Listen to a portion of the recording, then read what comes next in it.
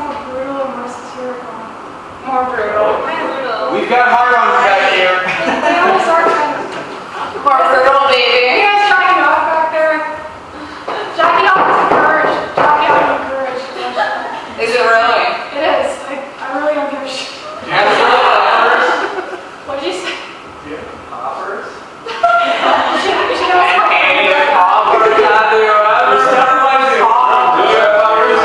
Yeah, but once we're gonna have one. Probably the first time going to poppers. First You should ask him. Are we allowed to masturbate under New York state law? I don't know how New York State law is. It's a private Private, yes. Yeah, it's private. Yeah, it's like a great right? It's not a public You space. bring your own poppers. Go to Philly and go to a sex shop. Oh, I live in Bedford. I know where there's one in this neighborhood too. I pretty much know where all the poppers are. On the way. I need more necrophilia, please. This is from Volume 3, yes.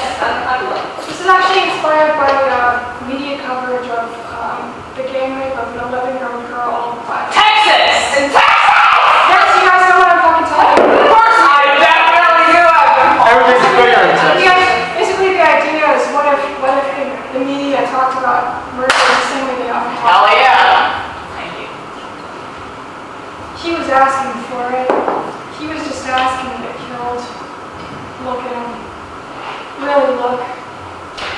He looks half like a corpse already. Well, looked. He looks like a terminal patient. Looks like a junkie and bruised or not. His sickly skin, pallid, monochrome. The brightness of the morning lamp would give him a faint sunburn if his skin were still receptive to light. His pallor is turning yellow, gray, translucent. You can see the stopped veins, bruises, puncture wounds, sallow protrusions of bone. There's a red crust in his nostrils. From a coke nosebleed, probably. The drugs etched lines into his face more deeply than never formed there otherwise. So he looks older than his age, but in kind of a perverse way. Wasted, drained young. Like 19th century illustrations of boys who jerked off too much. Self-abuse, they called it. Self-pollution. So skinny too, scrawny. This isn't the muscle mass or adipose bulk of someone who likes to consume, to train and build, to display his life and body growth, to make his body formidable and imposing. If you grabbed his arm, twisted it, the worthless limb would split and crack like a matchstick, like a brittle thermometer spilling its red. You can count his ribs. 1, 2, 3. At the time of his death, he was wearing a crudely silkscreen skull on his fucking shirt. Can you believe that? It looks like death bait.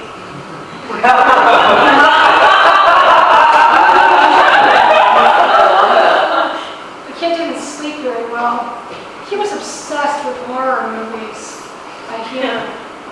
That's what he'd do all day. Get stoned and watch people die. Fuck yeah. Yeah, fun. I just know I wished it was him. Wished it was him up there. Drenched in fake blood that was too flat and harsh for red. Spattering and pooling over his hollow stomach, his collarbone. He wanted to die. He wanted a memorable death. He wanted to be like that guy from Mayhem. Pretty.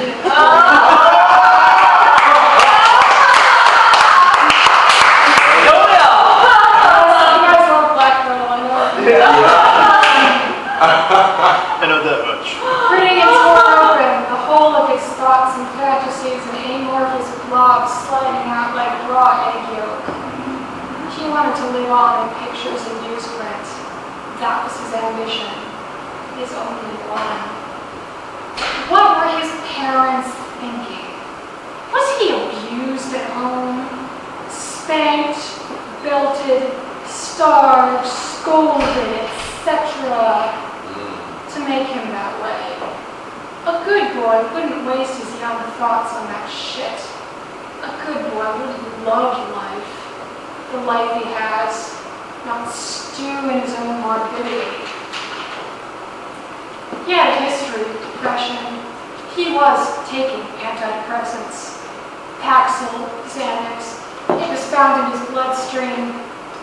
Didn't really do the job though, just made him a bit more cheerful about wanting to die.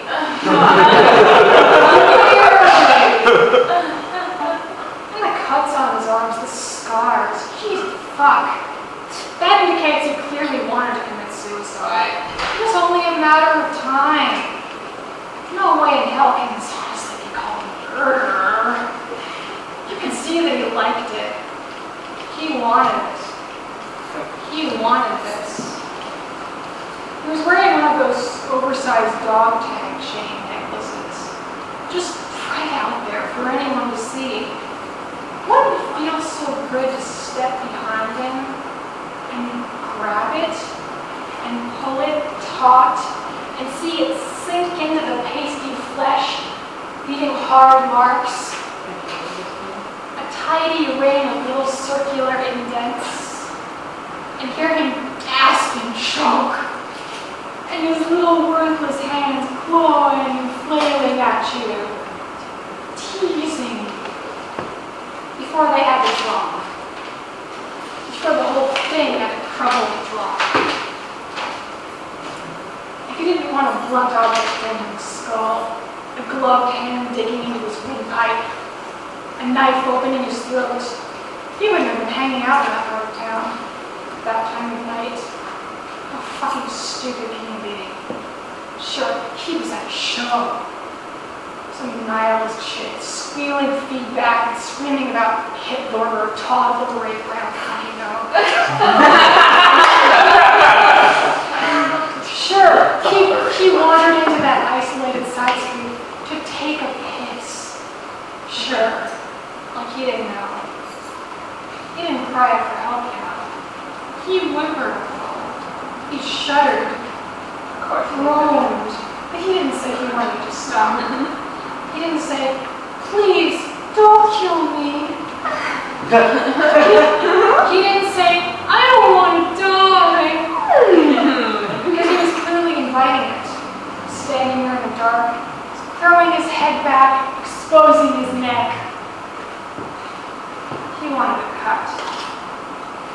His last sight, the bricks in front of him, spattered red trickling into that vague puddle of his last urine. He wanted to be choked and stabbed and slit open. Look at him there on the autopsy table. Opened up and pinned back in the middle dish of his organs beside him. Like a spread, bloody menstrual cunt. Like a cunt that just shat out a tripping placenta or prolapsed uterus.